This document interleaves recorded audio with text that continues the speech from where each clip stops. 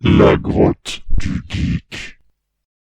Bonjour à tous, aujourd'hui vous l'aurez compris, on ne va pas parler d'électronique ou quoi que ce soit d'autre, puisque je voulais vous montrer un petit projet que je me suis fait pour moi, et au final je trouvais ça vachement stylé, alors je me suis dit pourquoi pas en parler sur ma chaîne, il y a des gens que ça peut intéresser.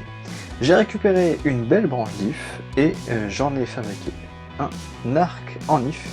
Alors c'est pas exactement un arc longbow, j'ai regardé un peu les tutos, comment ils faisaient, etc. Et moi je l'ai affiné pour qu'il soit quand même moins brutal et que je puisse m'en servir tranquille. Le but c'est pas de tuer un sanglier, hein, c'est juste de m'amuser un petit peu comme ça. Alors je vais vous montrer en photo, parce que du coup j'ai pas pu filmer, les étapes de la fabrication de l'arc et puis je vous expliquerai comment j'ai fait. Mais sinon bon voilà le résultat final quoi, donc c'est quand même pas mal.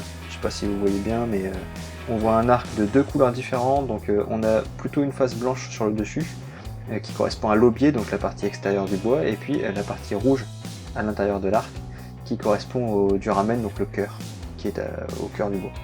Voilà, et puis ensuite une petite poignée bien sympathique.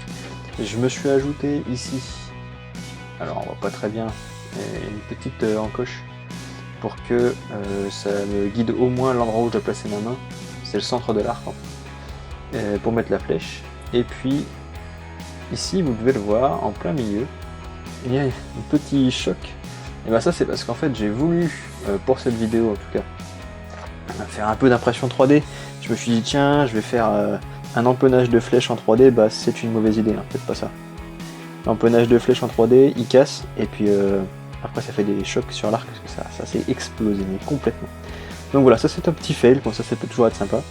Mais du coup ce qu'on va faire maintenant c'est qu'on va attaquer l'explication de comment j'ai fait mon arc. Je vais essayer de rester bref et concis. Si vous avez plus de questions n'hésitez pas à les poser en commentaire de la vidéo. Tout a commencé en 1837 avec cet outil qu'on appelle une plane. Bon, alors du coup la plane ça sert à enlever principalement l'écorce et puis le bois en tirant sur les deux manches qui sont là. D'ailleurs celui-ci c'est moi qui l'ai refait. Ensuite je suis venu retirer l'écorce pour faire un plat sur l'un des côtés de la branche. La branche d'IF que vous voyez ici qui fait à peu près 1m85 de long. Donc pour faire un grand arc, puisque c'est un bois assez dur, donc du coup si vous le faites trop petit, et ben vous n'arriverez pas à le tendre. Alors du coup, une fois que j'ai fait ce plat, j'ai pu passer à la scie circulaire que vous voyez ici. Donc je l'ai mis sur des tréteaux pour réussir à le poser bien à plat en le tenant avec des serre-joints. Et je suis venu faire une entaille avec la scie circulaire. J'ai poursuivi mon entaille tout du long, et j'ai terminé à la scie qui restait, il restait un petit morceau d'un centimètre, pour récupérer deux planches comme ça. Il y en a une qui était tordue à l'envers, donc du coup pas possible de faire un arc avec, celle-là je l'ai mis de côté, et moi je me suis concentré sur la plus épaisse. Celle-ci, je suis venu en extraire du coup une latte à l'intérieur, donc je suis venu retirer comme ça, paf, en dessinant au crayon avant. Voilà, comme ça, la circulaire toujours. Et vous voyez que le bois a libéré des tensions terribles pendant que je le coupais. Ça m'a tordu un peu la planche, mais bon. Ici vous voyez le résultat de la coupe du bois, donc c'est vraiment un bois très très beau l'IF. Vous avez ici l'extérieur, ou encore l'écorce en dessous, donc l'aubier, et puis ici vous avez le cœur, aussi appelé du ramen, qui est plus dur. Quand vous allez faire l'arc, ça va se retrouver devant, côté extérieur de l'arc, et ça va se retrouver vers vous. Ce bois-là étant plus dur, il va travailler en compression, et là en extension. Je vous fais pas un cours, il y a beaucoup de sites qui en discutent. Si vous voulez plus d'infos, on en discute, et je vous renvoie les liens que j'ai trouvés.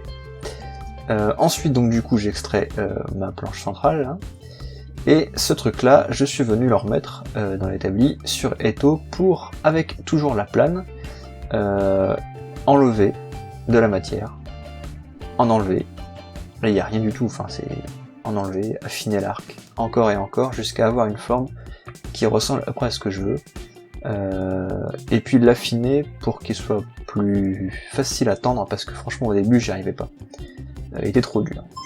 Du coup, ici j'ai la forme de l'arc à peu près bonne, j'avais toujours pas fait la poignée, que j'ai commencé à tailler par la suite. Donc là vous voyez que c'était pour le tenir en fait dans pour le tenir dans l'étau, j'ai laissé carré, c'est plus simple. On voit que l'arc commence à se dessiner, j'ai donné un petit coup de ponceuse, etc. J'ai fait la poignée principalement à la râpe, à l'arapaho parce que c'est plus facile d'avoir des formes rondes comme ça. Voilà. Et puis ensuite, je suis venu poncer. J'ai obtenu ce résultat là. Donc là c'est toujours poncé au gros grain, j'ai pas fait le grain fin. Et puis je suis venu aplatir ici le bout de chaque côté pour pouvoir y coller avec de la colle époxy des morceaux de diff comme ça, donc le cœur côté extérieur. L'objectif c'est de me faire des poupées, je crois que ça s'appelle comme ça. C'est en fait, je pensais qu'il fallait creuser dans le bois pour mettre la corde, mais non, il faut rajouter quelque chose au-dessus.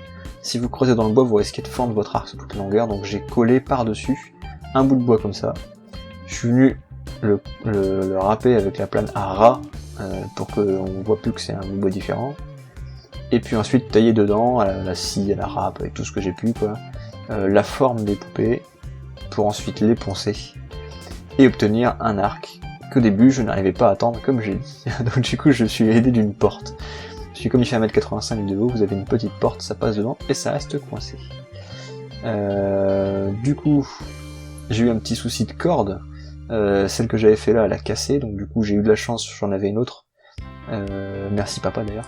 J'en avais une autre, donc du coup j'ai pu refaire la corde. Et puis ici vous voyez, ça se tordait plus facilement en bas qu'en haut, donc j'ai affiné le haut pour correspondre, pour que les deux côtés soient aussi souples l'un que l'autre.